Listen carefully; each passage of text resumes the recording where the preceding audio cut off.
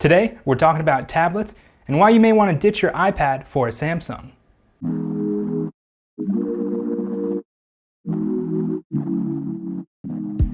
It's hard to do a tablet review without mentioning the elephant in the room, the iPad. It's by far the best-selling tablet, and it's the one that all other tablets are compared to. I myself have an iPad Air 2, I've had it for about 5 years and I use it nearly every day. But I'm so content with it that I haven't really even looked at other tablets. That is until my brother bought this, Samsung Galaxy Tab A. It's a tablet $100 cheaper than the cheapest iPad and has some features I wish my iPad had. The first thing that stands out to me about the Tab A are its thin bezels. It's a really sleek looking device when compared to the chunky bezels on an iPad. Part of that is because the Tab's 16:10 aspect ratio is more elongated than the 4:3 aspect ratio of the iPad. And the other part is it doesn't need extra space for a home button because it doesn't have one.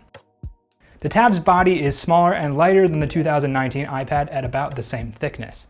So the Tab A's 10.1-inch screen is a little bit smaller than the iPad's 10.2-inch screen, but weirdly enough, if you watch a normal 16:9 video on the Tab A, it's actually bigger than on the iPad because of the Tab A's rectangular screen.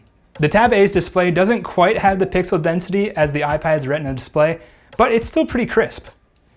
Inside the device, it's got an octa-core processor, 2 to 3 gigabytes of RAM, and options for 32, 64, and 128 gigabytes of internal memory. Performance-wise, it'll start lagging if you're like running 10 apps or doing heavy tasks like that, but for the most part, I'd say it's on par with my iPad. Gaming on the Tab A is actually way smoother than I expected, and the graphics look great on the wide screen. Same goes for watching videos. Like when watching Netflix, the image takes up almost the whole screen, and there's minimal letterboxing.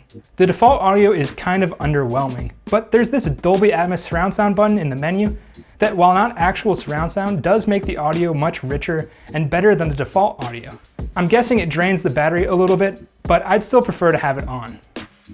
As for its cameras, well, tablet cameras are tablet cameras. It's got an 8 megapixel camera in the back and a 5 megapixel selfie camera, but chances are your phone camera is better. You can see some of our tests here. So at this point, I'd say the Galaxy Tab A and the iPad are about on par. But there are two huge features of the Galaxy Tab A which I think make it better.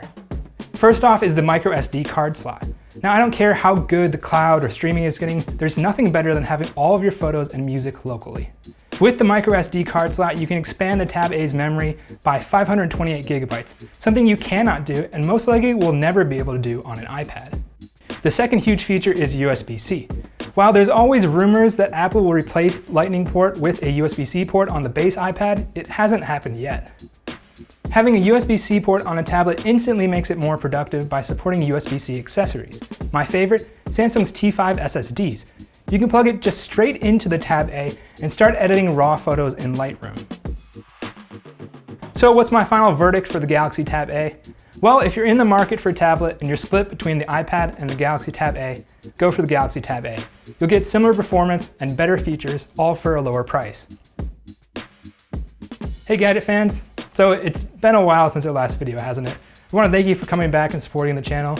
We've really only been doing this original video thing for the past year, but we've loved the feedback that we've been getting. You know, we're really looking forward to making more awesome videos in 2020, and our goal for the year is to build a community around this channel. So if you have ideas for videos you want to see, or gadgets you want to see us review, or just anything you want to say hi, whatever, drop us a comment down below.